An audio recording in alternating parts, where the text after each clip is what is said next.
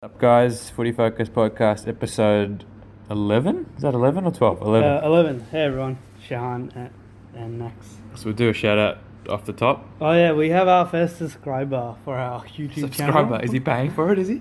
No, it's free. Okay. But I can hit him up for some cash, maybe, for the shout outs. I think this might be his third one. But yeah, thank you, Mr. Chad. And? Yeah, I think he'll have more time to listen to us in the next few weeks because he might be at home. A bit more? Yeah, his father to be, so a couple of weeks, I think. Congrats to Chad and... Yeah, Sharon, yeah. So, I don't know, maybe we can give him a job here. Maybe the editor. Yeah, you can do that.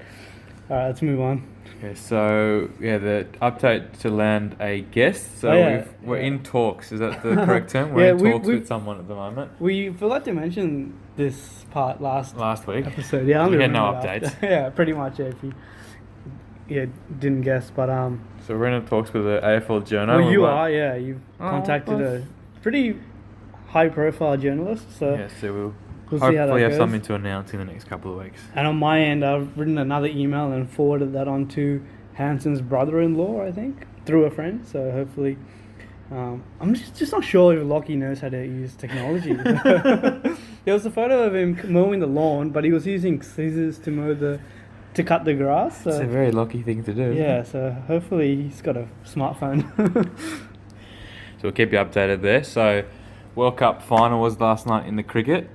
Yeah. Before we move on to that, the semis, do you have any thoughts about the semis? Two upsets? Two upsets, yeah, that was great, yeah. So good to see the favourites not get through, so it always makes for a more interesting spectacle, especially for us neutrals. Yeah, what I took from it was, we talked about the reviews, I like the review DRS, system, But I think too often the top order, when they get the LB or whatever, they sort of review it straight away. And use it up. And this happened, I think Guptill, was it Guptill? Yeah, it was Even Guptill, last night, Not last night, but the New Zealand semi. So Guptill went to the review and he lost the review. Yeah. And then later on, Ross Taylor was given LBW as well, but it was too high and was missing. So Ross Taylor got... So you've only got one... Oh, no, that was yesterday. That was yesterday. I think you did in the semi too, though. You're right.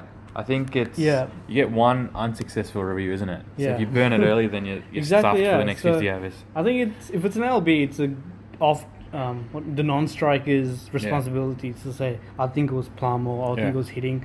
Because a couple of the decisions in the semi, like it was plum and he just went upstairs for it and he lost the review. And I think someone lost it. Maybe it was Wilson. Williamson, maybe. I think, yeah. Yeah, so might have even been England, I can't really remember. But yeah.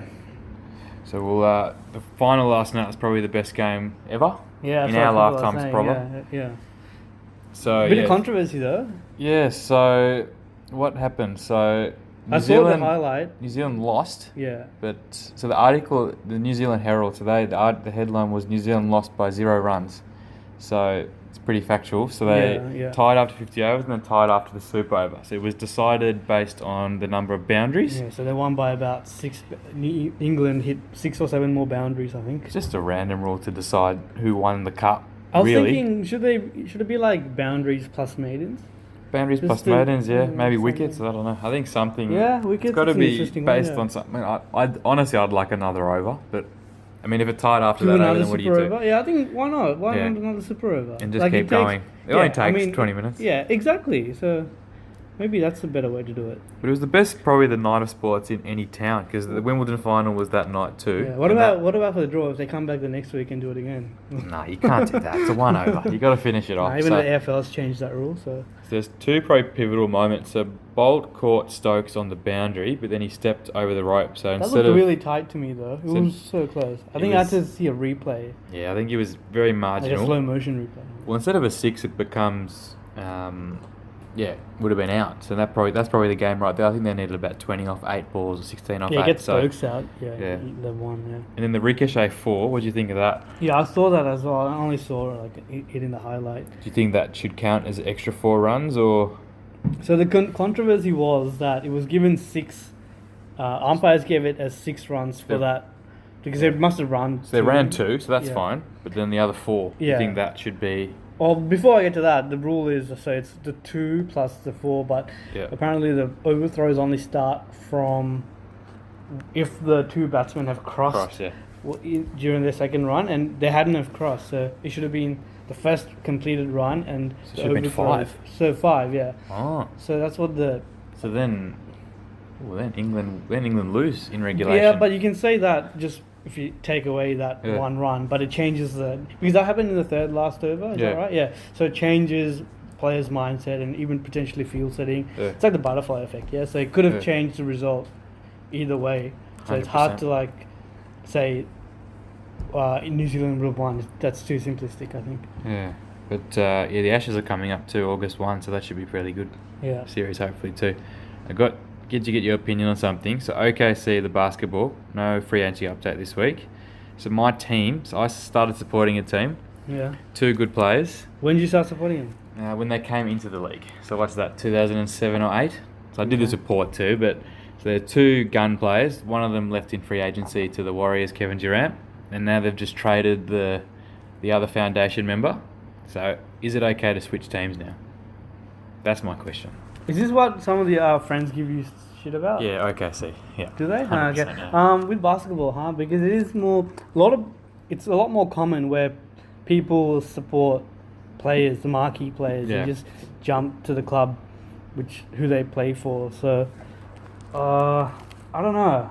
You'd have to ask like a American that's grown up following. Or just ask a Hawthorn supporter that just jumps ship every couple of years. Yeah, I don't have many close Hawthorn supporting friends. Except my sister goes to them. Yeah, they but don't support him anymore because they're not winning premierships. I'm not a friend. Fair weather exactly. supporters. Yeah, they're not even turning up to games.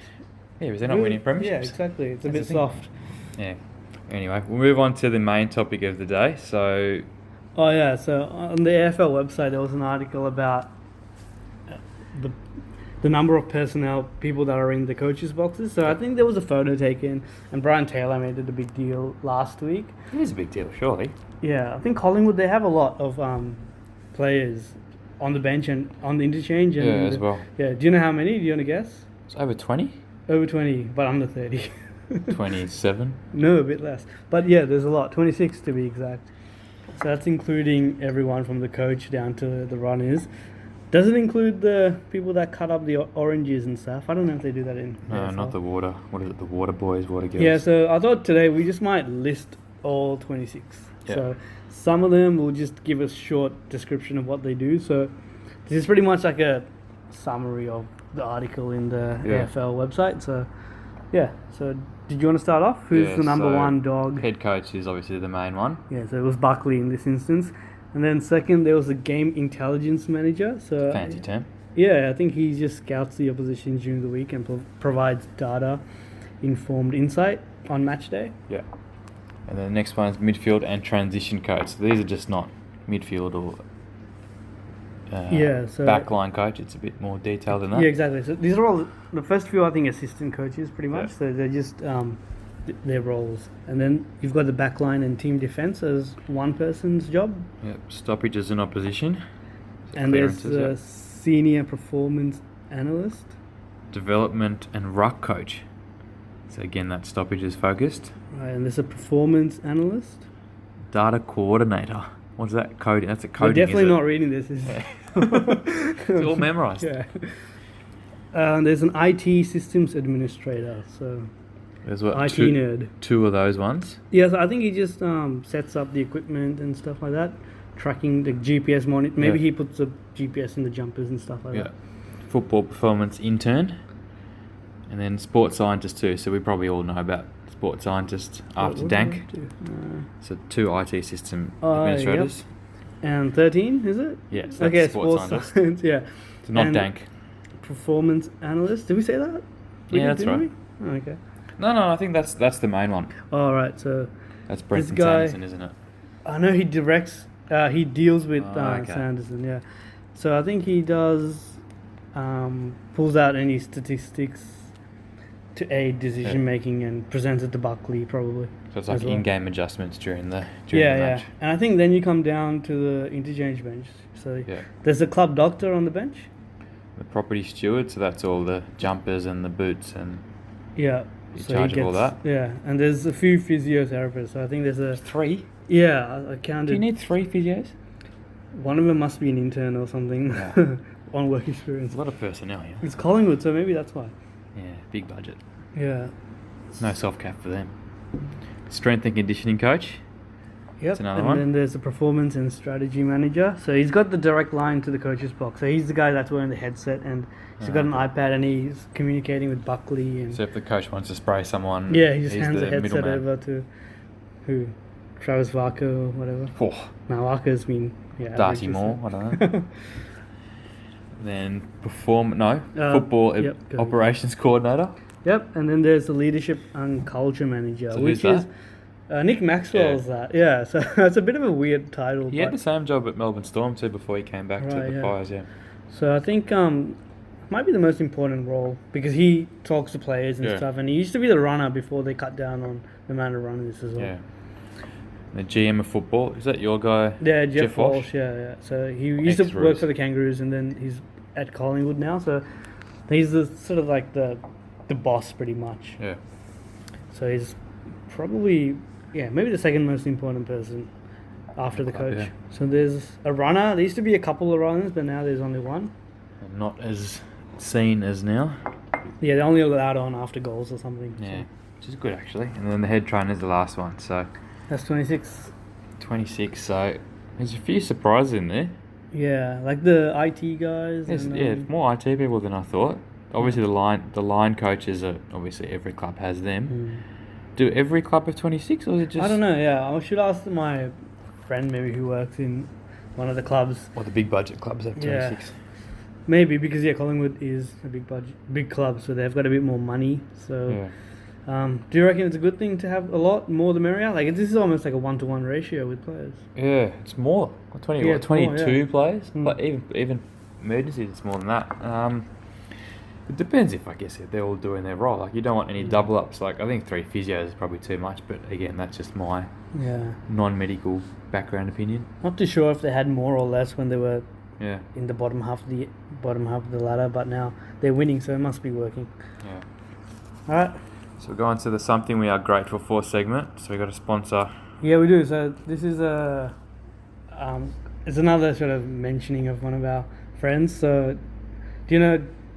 So I started off by thinking about the cricket, and I think one of the games was played in Manchester. Manchester. Okay. Any idea who it might be? Manchester. Soccer club? EPL club? Yeah, but who's the person though? Manchester. I have no idea. So, so from Manchester, it's the links soccer, and soccer, the links Arsenal, who's another big EPL club. So another name for Arsenal. Arsenal. Gunners, yeah. Oh, Gunners. Okay. All right, that's another name for long-winded one. Okay, that's good. Makes me think. Does Arsenal have a nickname? I mean, Manchester. Manchester The United. Red Devils. Yeah, Red Devils. Yeah. What about Chelsea? Liverpool? Not sure. Liverpool. Not sure.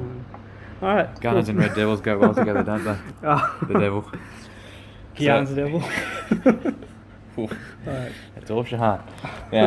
So something we are grateful for is Mitch Robinson. So I think every flag site needs a player like him. He's probably the enforcer of that team. He's got ADD apparently. Is that true? Yeah, and I wouldn't be surprised. I think he's been diagnosed too. Yeah. His stats don't really stand out, but if you saw on the weekend when he projected Neil when I think Sutcliffe pushed him when they were going off the bench, and Robinson was on the bench about to come on, and then he wanted to go and get Sutcliffe, but he was off the ground, so I guess I mean, he's got that passion, doesn't he? Even as a biased Port supporter, he was going off to treat his eye and someone pushed him, and that's pretty average act. I thought one play really stood out, which you don't really think about when you see Mitch Robinson. He started a rebound from the back 50, probably 6 or 7 handballs, kicks, and then he ended up on the end of it, so it's probably 150 metre gut run past about 4 or 5 Port players on the end of it. I think someone should have picked him up, Yeah, but he's got a great pod as well. It's called Rip Through It. We shouldn't really... What, a podcast? Yeah, we should. Oh, does he? He had Betts on and Paul Marsh. Maybe we should try get him on. Idea. A bit scared. Maybe he has to be like in one of those, in prison how you got the glass. Glass wall. You'd probably be scared. We'll both be scared. I'd be scared, yeah. I just gave Shahan a good idea. Who's your one, Shahan?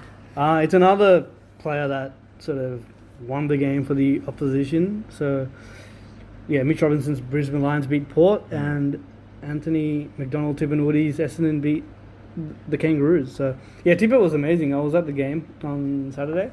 Yep. And, yeah, none of our defenders could go with him. Like, we have pretty poor defenders. Marley Williams is our only good defender, and he was locking down Horatio Fantasia. So, man, Tipper got off the hook, and everything he touched literally, like, pretty much turned to gold. So it wasn't just that last goal. No, 4 goals.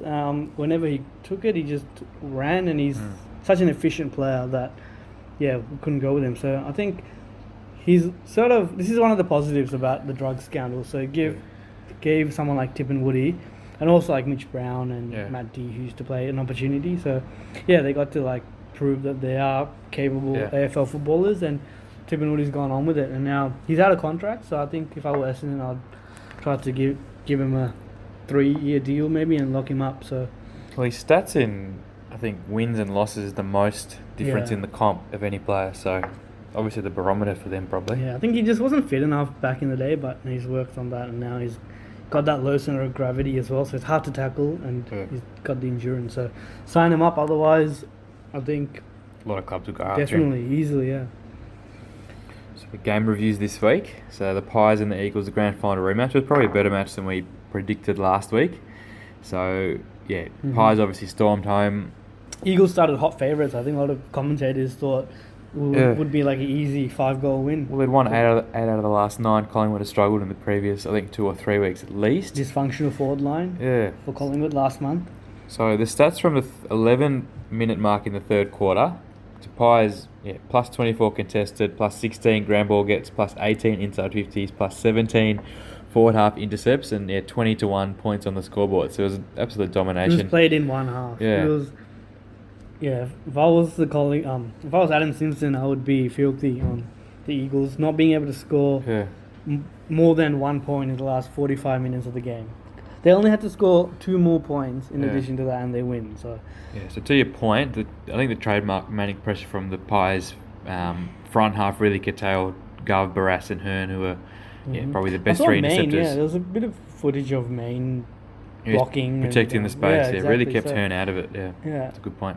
And, like you said before, so Cox and Brody Mychek, so they'd really had a quiet few weeks. They bounced back 7 goals in between them. I think the goalie goal in that last quarter. Yeah, that was class. Yeah, I think the more important point, I think, was, he was the work rate to get to that contest. He'd sprinted from, the midfield to start that chain of events and then got on the end of it. So I've mentioned this before. I think he's got the most natural talent in the comp, even ahead of Dusty. Oh, really? Yeah, I think...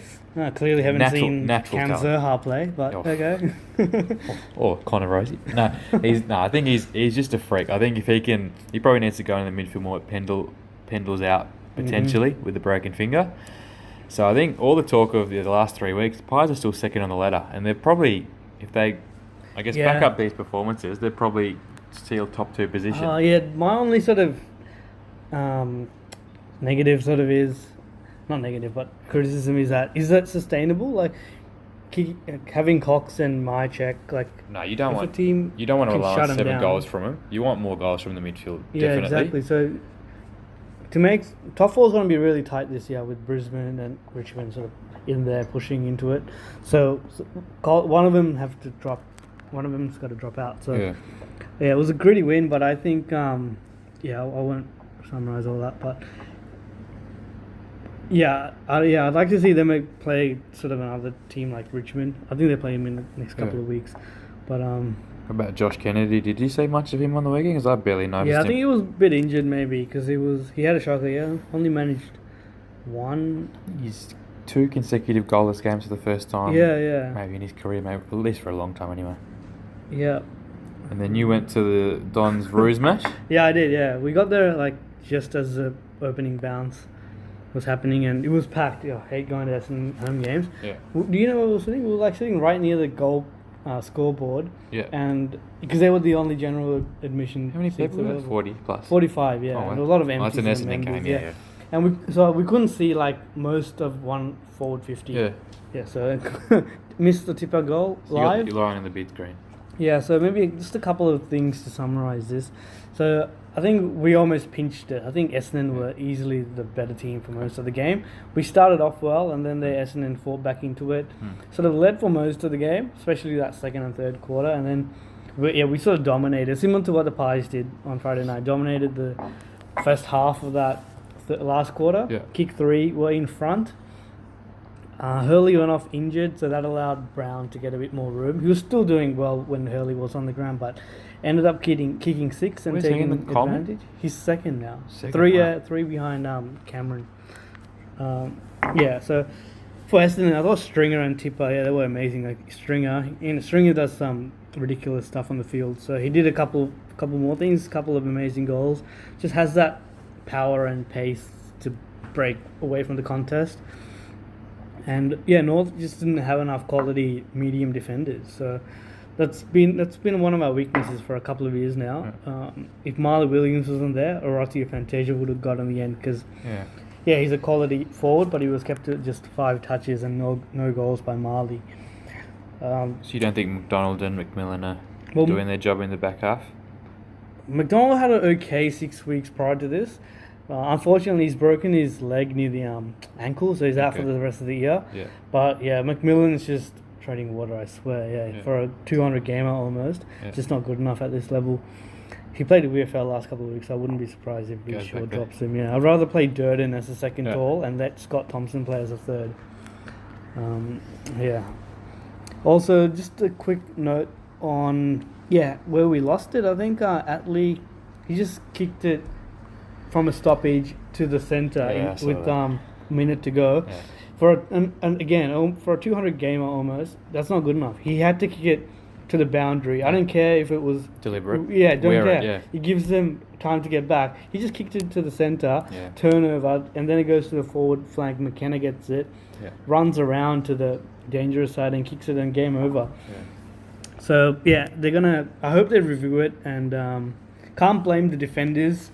Jai Simpkins should have had McDonald-Tipungwuti, but exactly, he's not a defender. He's at least the one to blame. Just a shout out to Robbie Tarrant. He played another blinder. He was really good. Probably our second best player after Brown. All Australian hope, surely, after Pearce. Hurley's out for 6 weeks, so that might also help a little bit as well. He's in my team. That's about it. I guess I can talk about the Kangaroos a bit more, but that's enough. You got any coaching news to announce, or? No, not really. Let me try to say a couple of things about Essendon maybe. I thought Mitch Brown was pretty good as well. A couple of goals. He's a bit underrated as well, so he bobbed up. That's why I would have liked Durden to play on him. Hooker, I think if he was on Brown, Hooker got smashed. I think he's carrying a bit of a back injury as well. Parrish was good. He's really come on last few weeks, so he's giving... Without Heppel there, I thought, he's giving Merritt and guys like that a hand through the middle. Because they're not that deep through the middle, so good on Parrish. So Robbo says that Reyshaw is probably a lock to nail down the coaching position. You happy about that? Reyshaw. He said he's going to get announced in the next couple of weeks. Well, I'd hold off. Just see how we go in the next 3 or 4 weeks. Because we play Brisbane in Brisbane, and then the week after we play West Coast. No rush.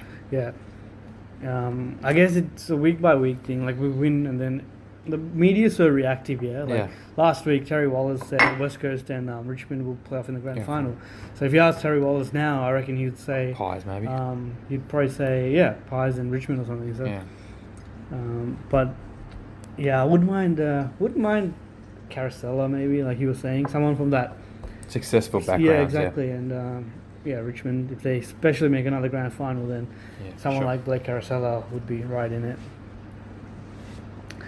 We might talk about, go on to our, you got a new name for our hard-hitting question. Oh yeah, so on the spot. So we're doing that until our friends, we're not going to name them because they're not releasing a pod, so their names don't deserve to be mentioned at the moment. One of them might get named soon though, because it's actually brought to us by a New York luxury department store.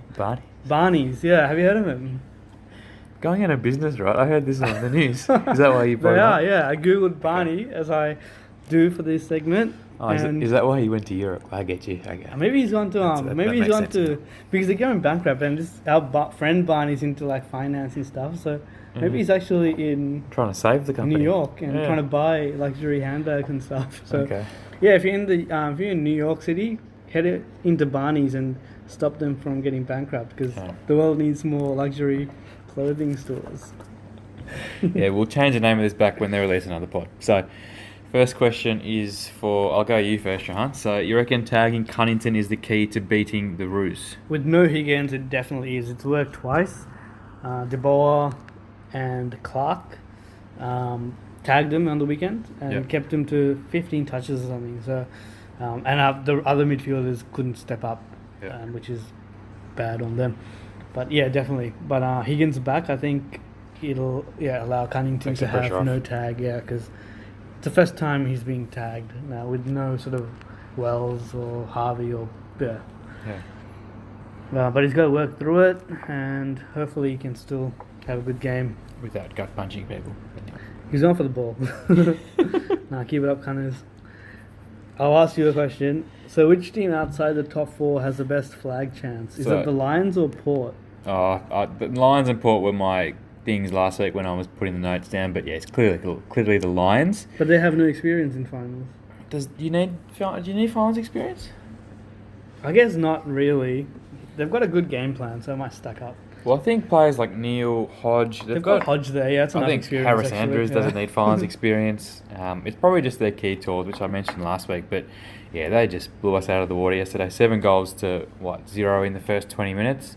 They've taken out GWS at GWS and Port at Port, so they should make really top 4 at the moment, and yeah, they're clearly the best, I think, outside the top 4 at the moment. So I'll go you, Shahan. Mm-hmm. You reckon Coniglio will leave GWS? I don't think he will. I think similar to the situation as Kelly a couple of years ago. They don't sign throughout the year, and maybe they're just waiting until the season. Late though. It is late, but Kelly took until after the season finished as well. Okay. And Coniglio's injured his knee. Hasn't done his ACL, but he's having surgery. So gone for the year, yeah. Yeah, gone for the year. But I really think he's the spiritual leader and the next skipper at the club. So you're putting a line through GWS now for this year? I heard James Bartel, he's a director. He was asked the same question. He said there's still a lot of talent. He's not going to say no, though. Yeah, exactly, yeah. But I think so. I don't think they can win it. Yeah. They probably won't even make the prelim, so... It's injuries. Yeah. I might ask you a question. So Jarrod Cameron played for West Coast on the weekend in, I think, 4 or something? Yeah, Jarrod, yeah. Oh, Jarrod Cameron, sorry, yeah. So would you rather Charlie or Jarrod? Oh, it's still Charlie, but yeah, Jarrod, I think, sure he's kept his place for the finals team. I think he's stat, like you said, last 8 kicks at one stage, he kicked 8 goals. So the defenders always know where he is. It's pretty... Yeah, good recruit. Yeah, and you can't sort of match up on all of them, Rioli and Liam Ryan. Yeah. Especially if you play the Kangaroos, which they won't. And then you got Darling and Kennedy when they get back into form too. It was a good match by Eagles. They matched the bid by Lions. Tried to get him last year. They tried to match the bid for the next gen academy prospect. So yeah, they changed the rule now for the next gen academy for Indigenous players. So that they give more access to. So I think if they're not picked up within the top 40, then if you're part of that, say sort of like Pickett or whoever part of Port Adelaide, then they can select him. So I don't know how I feel about that. Maybe we can ask one of our guests in the future. So move on to your hot take for the week. Right, okay, so did I have a sponsor for this? No, I don't. No, there's no sponsor for that. Two's enough for today. Yeah, that's right. You've got to pay the advertisers. Okay, I might get your opinion on this as well. So I reckon Gold Coast Suns are in a lot of trouble. Yeah. They lost by 90 plus points for the second week in a row. What do the AFL do? Because they've got a problem, don't they? 3-1 strike. They've lost the last 12 now. So I think what I said last week was priority picks is not enough. You need experienced players. I think you think it should go one step further. Yeah, I think relocating them to Tasmania might be a realistic option. Yeah. Maybe not in the short term or medium future, but looking A little bit. 5-10 years down the track, if it doesn't improve, then I'd definitely look at relocating them, because I know the AFL want to set up a team in Tasmania. Yeah. Oh, well, It's a big people push do. for it, Maybe yeah. not the AFL, but yeah, because it's a football-loving state. So if they want that, then I don't think you can have Tasmania and another random team come up to Yeah. have 20 teams. Yeah, it's too much. Don't want the buy, and yeah, the quality of footy is also sort of on the way down. Yeah. And that could be a reason, because of the two new Gold Coast and GWS just making the pool of talent Yeah. more wider, and so players that wouldn't otherwise get drafted are getting drafted. So that means Lowers the quality. Yeah, lowers the quality. So maybe that's what's happening. So no way we're sort of ready to have 20 teams. So Gold Coast to Tassie might be realistic. So they've been in the competition for 9 years, and they're looking at winning another wooden spoon. another wooden spoon. So it's what's the problem? Is it player retention? Is it the culture? Is it what comes first? Is it's sort of like a chicken or the egg? Well, I think scenario. the culture leads to players wanting to stay or leave. Like Yeah. you see Brisbane, they had that culture reset, I guess, when they had those 5 players walk out. They had like a history. There's no sort of. Well, I think the Hodge or the Roughhead or Getting whatever them else, to- getting a player like that might not be as big of a difference as Hodge has made to Brisbane, because they're coming off Gold Coast coming off a far lower base. But yeah, you can't have. I mean, even last year before the draft, the Crows recruiting manager was talking of picking off Rankin and Lukosius in 2 years' time. So you don't want that. So luckily, Rankin signed a 2-year deal. They got to sign up Lukosius and Banking now. I think Highbrow's the only player that stayed, and Rich Catelli, I think, is the other one that stayed from the very start. Yeah. Which 2 players from 2 foundation members is just not good enough. Yeah. So is it the location? Is it the Gold Coast? Because It's Gold not an Coast, attractive location, I don't think. it's to more play. like a holiday destination and schoolies. retirees. Yeah, exactly. So that could be the problem too, because other codes have tried to set up teams there, but haven't been successful. Well, the rugby league club's in tatters at the moment, so they're sacked their coach today. So it's not just the football team which is struggling. So in Gold Coast. yeah, and commentators are saying so that the AFL sort of rushed into this because they thought, rugby's setting up a team, and that's gonna more people are gonna be interested in that. So it's about sort of putting an AFL team there and getting make sport more national. Yeah. So we've got. I guess, I think the Auskick numbers, in Queensland as a whole is pretty good. It's not as good in Tassie, so that, I guess, supports the argument to keep it 2 teams in Queensland. But, there's got to be a point where, I guess, the AFL either draws a line or, calls it a day, because at the moment it's not sustainable. I think in an ideal world, it'll be good to have 10 teams in Victoria and 2 in the other states. Yeah, eventually, Yeah, but it's not working, and in a rugby-loving state like Brisbane, it's going to be really hard. Like, would you reckon another team in Perth and Adelaide would be more successful? Probably, yeah. Yeah, I think because they're football capitals. I mean, Exactly, there's not. I think there's a rugby team in Perth, and there's not one in Adelaide. I think so. I think those states would support it. I think a lot more. Yeah. And there's more talent there. Like you look at the Sandford and the Waffle, they're pretty good quality football. Players like Tim Cleary's the Brownlow favourite. He's come through the Waffle system. So yeah, maybe that's, if it's not Tassie, maybe that, because I understand why the AFL aren't putting a team there, because the population's low and it's not. There might not be that. It might not be profitable because it's a business in the end, right? So they still need to make a profit and be sustainable long term. Yeah, for sure. So we'll see. I reckon give the Gold Coast another 10 years. 10 years, okay. I reckon, because you can't just move to they've Tassie had now, 9. Yeah, it's probably a bit too early. So give them another chance to rebuild, and it's not about draft picks or the talented 18-year-olds. It's about that culture and experience as well. Yeah. I think AFL should pay Hodge or something to get down there, or Roughhead. Maybe he's the salary cap the right way, maybe.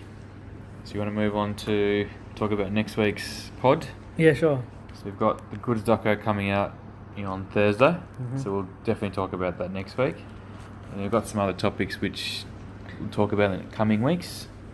Yep, so there's only about another 6 weeks, and then final, long, so yes, another maybe 10 episodes. So not long. And then we might do like a draft one maybe towards the end of the year.